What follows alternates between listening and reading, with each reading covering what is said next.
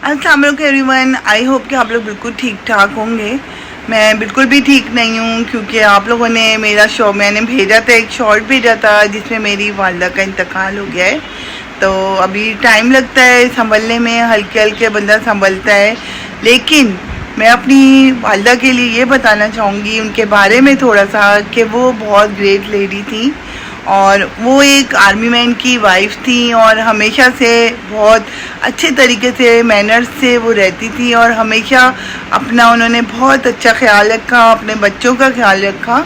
और मेरी जो मम्मा थी वो बहुत जवानी में यानी कि बेवा हो गई थी और बहुत ज़्यादा उनके लिए प्रपोज़ल आए थे, लेकिन उन्होंने शादी नहीं की। और वजह ये भी थी कि ससुराल वाले भी नहीं चाहते थे कि वो दूसरी शादी करें और उन्होंने बहुत मुश्किलों से हम सबको पाला था, बहुत मेहनत करके पाला। और दोस्तों मुझे ये भी अफसोस है कि लोग उल्टी सीधी व्लॉग डाल रहे होते हैं, शॉर्ट डाल रहे होते हैं, आप लोग उनको लाइक करते हैं, हेट करते हैं, सब करते हैं। मैंने अपनी मम्मा की इंतकाल का शॉर्ट डाला था, किसी ने इन्ना लिल्लाह इन्ना अलैहि राजिऊन लिखना भी नहीं गवारा किया।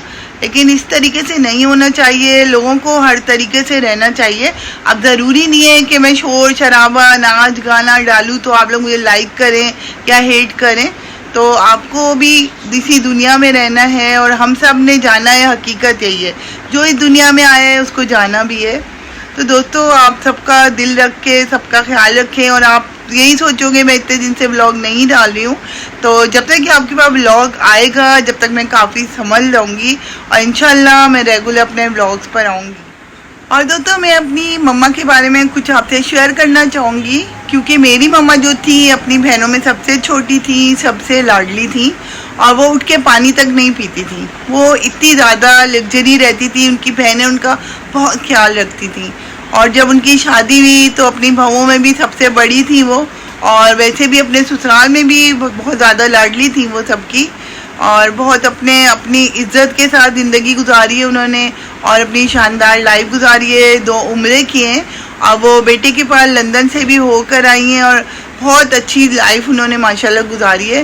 तो आखिर में जाके ये होता है लास्ट में कि बंदा एज फैक्टर होता है और बहुत विल पावर थी, अम्मी अपनी बहुत विल पावर से चली।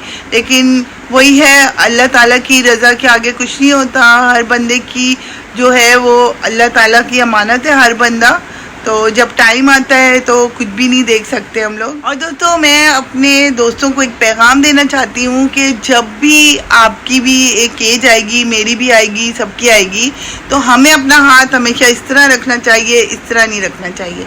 और अगर हमारा हाथ इस तरह हुआ तो हमें कोई भी औलाद नहीं संभालेगी। तो हमेशा ये याद रखिए कि आपने अपना हाथ इस तरह रखना है, कभी इस तरह नहीं रखना है और कोई भी आपको नहीं संभालेगा, फिर आप रुलते रहेंगे। और दूसरी बात ये है कि आपको अपनी औलाद में से औलाद को सिलेक्ट नहीं करना चाहिए और सारी औलादों को एक साथ देखना चाहिए, एक साथ समझना चाहिए। और मैंने देखा है जो ज़्यादातर पेरेंट्स अपनी एक औलाद को सिलेक्ट कर लेते हैं वही लोग बहुत ज़्यादा रुलते रहते हैं। तो लिहाजा आप सारे बच्चों से एक जैसा सलूक करें ताकि सारे बच्चे आपकी इज्जत करें और सारे बच्चे आपसे दिल से प्यार करें और कोई भी बच्चा आपसे फेक प्यार नहीं करे। और इसी तरह अच्छी लाइफ गुजरती है दोस्तों। और वैसे भी दोस्तों रमज़ान का महीना चल रहा है और बच्चे हम सबके पूरे रोज़े जा रहे हैं, तो इस दफ़ा सॉरी है आपसे कि मैं रमज़ान का कुछ भी नहीं डाल सकी क्योंकि अम्मी का रमज़ान के शुरू में ही इंतकाल हो गया था। और आपको पता है रमज़ान का प्रेशर भी होता है हम लोग औरतों पे घर की, तो घर के काम ऑलरेडी भी ज़्यादा थे और थोड़ा सा मैं अपसेट चल रही थी। तो बस जब तक आप तक ये व्लॉग मेरा आएगा जब तक मैं काफ़ी संभल चुकी होंगी। और मेरी अम्मी के लिए भी दुआ कीजिए कि अल्लाह ताला उनको जन्नतुल फिरदौस में आला मुकाम दें और उनकी सख्तियों को कम करें।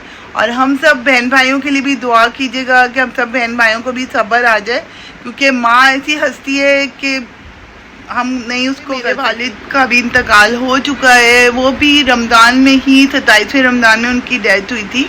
तो और दोस्तों मैं अभी संभल नहीं पा रही हूँ और अभी करीब यानी के है, तो अभी आहिस्ता आहिस्ता मैं संभलूंगी। आपको पता है मेरे साथ इन बच्चों का साथ है क्योंकि मुझे इन बच्चों को देखना है और ये बच्चे बहुत ज़्यादा फील करते हैं कि मम्मा को क्या है, मम्मा सही हो जाए, मुझे बहलाते रहते हैं।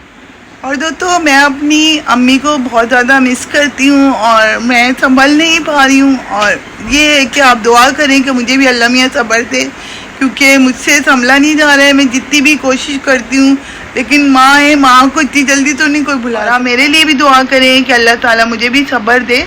और दोस्तों इंशाल्लाह मैं अपनी ब्लॉग में वापस आ जाऊँगी, और जब तक आप लोगों के पास मेरा ब्लॉग आएगा, जब तक मैं काफ़ी संभल चुकी होंगी। और बस आप ये रियलाइज़ करें कि थोड़ा सा मुझे टाइम दें सेट होने के लिए। और मेरे पास मैसेज आ रहे हैं कि आप ब्लॉग क्यों नहीं डाल रही हैं, तो इंशाल्लाह यही वजह है कि मैं ब्लॉग नहीं डाल सक रही हूँ। और इंशाल्लाह मैं ब्लॉग ज़रूर जल्दी डालती हूँ।